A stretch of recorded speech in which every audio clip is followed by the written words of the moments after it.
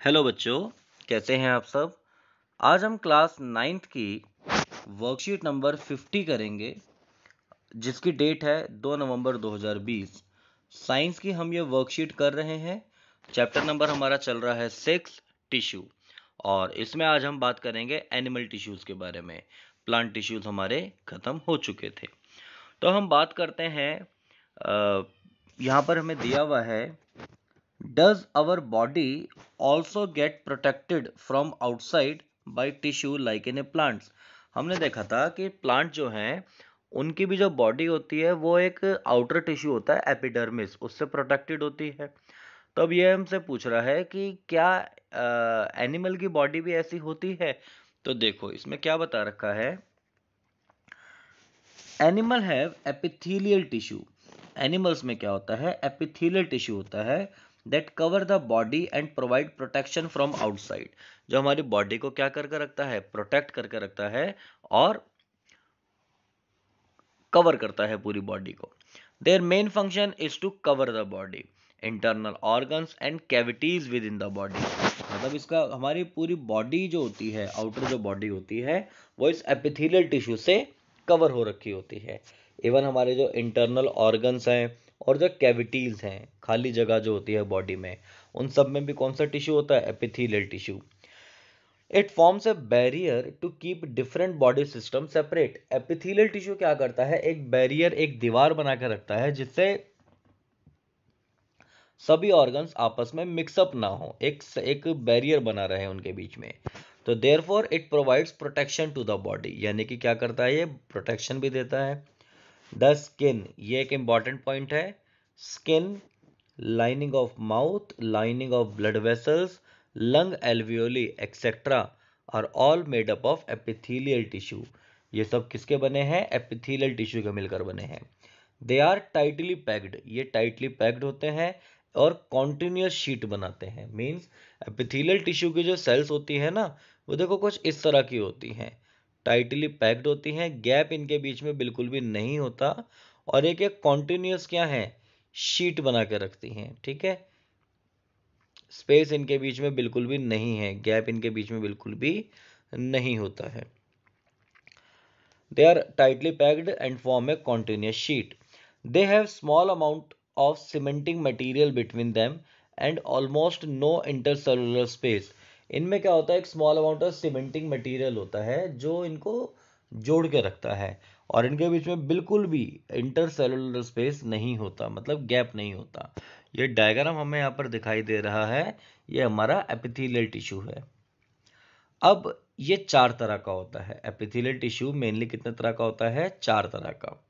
Simple squamous epithelium, cuboidal epithelium, columnar epithelium, glandular epithelium.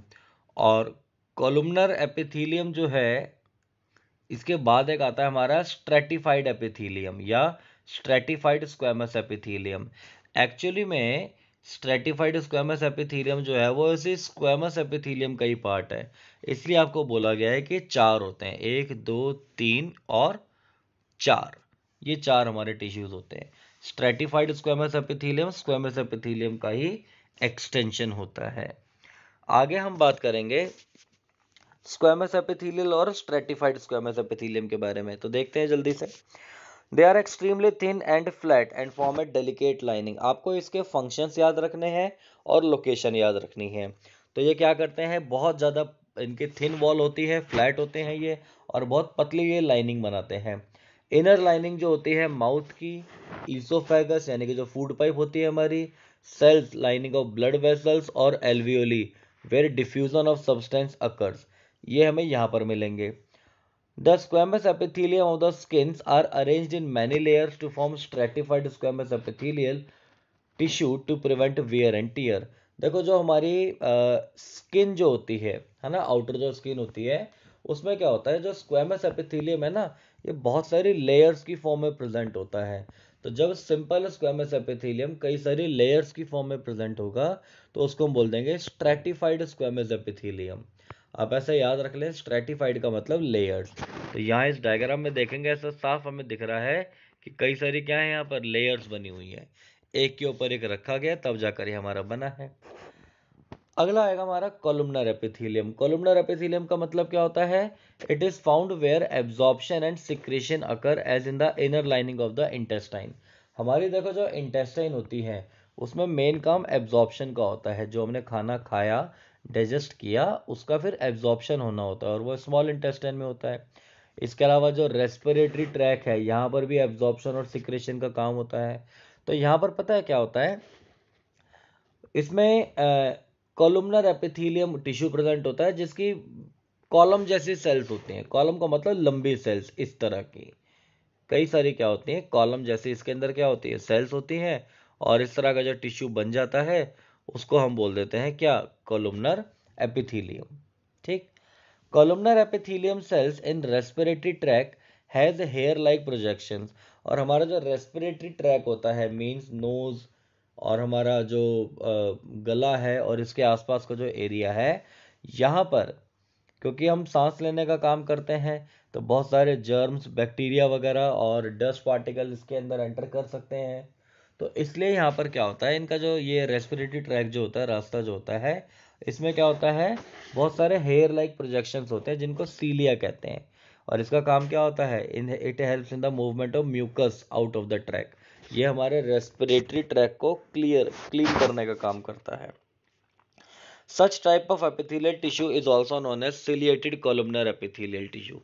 जब epithelial tissue में या columnar epithelial tissue में सीलिया present हो, मतलब हेयर लाइक स्ट्रक्चर्स प्रेजेंट होती हैं, तब उसको हम ciliated columnar epithelium कहते हैं। तो सीलिया क्या होता है, स्मॉल हेयर लाइक प्रोजेक्शंस। अगला आता है क्यूबॉइडल एपिथेलियम। क्यूबॉइडल एपिथेलियम हमारा क्या होगा, इसमें क्यूबॉइड शेप या क्यूब शेप की सेल्स होती हैं। These cuboidal cells of this tissue form inner lining of duct of salivary gland and kidney tubules। तो ये हमें कहाँ मिलेगा, सेलिवरी ग्लैंड्स की जो डक्ट्स होती हैं, वेसल्स होती हैं, और किडनी की जो ट्यूबल्स होती हैं। And they provide mechanical strength to them. और ये इनको क्या देता है, मैकेनिकल स्ट्रेंथ देता है, मजबूती देता है। नेक्स्ट है their cells often act as a gland cells and secrete substance at the epithelial surface। तो इसमें क्या है, कभी कभार ये ग्लैंड सेल्स की तरह काम करते हैं और कई सारे सब्सटेंसेस सिक्रीट करती हैं। ग्लैंडुलर एपिथेलियम इसी को हम बोल देते हैं। जब ये क्यूबॉइडल एपिथेलियम है, कुछ इसमें से सब्सटेंस वगैरह जब ये सिक्रीट करती है तो उसको ग्लैंडुलर एपिथेलियम कह देते हैं। अगला यही हमने पढ़ना है। Sometimes a portion of the cuboidal epithelial tissue fold inward and multicellular gland is formed which secrete many types of substances। एक मल्टी सेलुलर ग्लैंड इसमें बन जाती है जो बहुत सारे सब्सटेंस सिक्रेट करती है, जैसे सलाइवा, स्वेट, हमारा म्यूकस, टीयर। देखो इस तरह की ग्लैंड यहाँ पर बनी हुई है डायग्राम में। तो इस तरह की एपिथेलियल को हम क्या बोलते हैं, ग्लैंडुलर एपिथेलियम। तो बच्चों उम्मीद है आपको ये अच्छे से समझ में आ रहा होगा सब। अगर आप इस चैनल पे नए आए हैं तो इस चैनल को सब्सक्राइब जरूर करें और वीडियो को भी लाइक जरूर कर दें। क्वेश्चन अब हम इसके देखेंगे। पहला क्वेश्चन है, what are the functions of epithelial tissue and where they are located. तो आपको बताना है एपिथेलियल टिश्यू के फंक्शंस क्या होते हैं और कहाँ पर ये लोकेट होते हैं। तो आप इसमें क्या लिखेंगे, ये फंक्शन तो आपने ये लिख देना है। Their main function is to cover the body, internal organs and cavities within the body, and it forms a barrier to keep different body systems separate। और ये भी लिख देंगे, it provide protection to the body। तो ये दो तीन लाइनें आपने इसकी ये लिख देनी है। फिर आपने लोकेशन बतानी है। तो देखो लोकेशन ये रही, the skin, lining of mouth, lining of blood vessels, lung alveoli, all are made up of epithelial tissue. बस इतना आपने लिखना है फर्स्ट क्वेश्चन के आंसर में। सेकंड क्वेश्चन है, what are different types of epithelial tissue. आपने नाम बताने हैं बस। तो आपने बताना है कि एपिथेलियल टिश्यू मेनली कितने तरह के होते हैं, 4 तरह के होते हैं। तो इनके ये नाम आपने लिख देने हैं, कौन कौन से, squamous epithelium, cuboidal epithelium, columnar epithelium और ग्लैंडुलर एपिथेलियम। तो चारों एपिथेलियल टिश्यू के आप नाम बता सकते हैं। थर्ड क्वेश्चन है, where is columnar epithelium located and write its one function. Columnar epithelium आपने बताना है कहाँ होता है और उसका एक फंक्शन बताना है। ठीक है, तो ये रहा इसका आंसर। पूरा ये आप लिख सकते हैं यहाँ तक, है ना।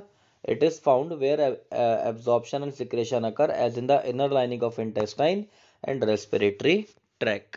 और आपने इसका क्या है, फंक्शन बताना है। तो फंक्शन क्या हो जाएगा, इसका हम फंक्शन ये लिख सकते हैं, कोलुमनर एपिथेलियम का था ना ये, तो यही इसका फंक्शन हो जाएगा यहाँ से लेकर यहाँ तक। तो ये इसका फंक्शन है। सीलिया हेल्प करता है म्यूकस वगैरह इसको क्लियर, रेस्पिरेटरी ट्रैक को क्लियर करने में। और फोर्थ क्वेश्चन है differentiate between glandular and cuboidal epithelial tissue. तो ग्लैंडुलर और क्यूबॉइडल एपिथेलियल टिश्यू में आपको डिफरेंस बताना है। तो क्या डिफरेंस हो जाएगा, ये आप डिफरेंस लिख सकते हैं। क्यूबॉइडल एपिथेलियल में क्या हो जाएगा भाई, these cuboidal cells of this tissue forms inner lining of duct of salivary gland and kidney tubules, और ये मैकेनिकल स्ट्रेंथ देते हैं। जबकि ग्लैंडुलर एपिथेलियम में आप क्या लिख देंगे कि एक कुछ जो पोर्शन होता है क्यूबॉइडल एपिथेलियल का, वो इनवर्ड फोल्ड हो जाता है और एक ग्लैंड बनती है, उसको हम ग्लैंडुलर टिश्यू कह देते हैं। तो ये पूरा प्रॉपर इसका एक आंसर है, ये आप लिख सकते हैं। साथ ही साथ क्योंकि हमें इसमें डिफरेंस बताना है ग्लैंडुलर और क्यूबॉइडल एपिथेलियल के बीच में, हाँ तो ठीक है, आप ये इसका डिफरेंस लिख सकते हैं।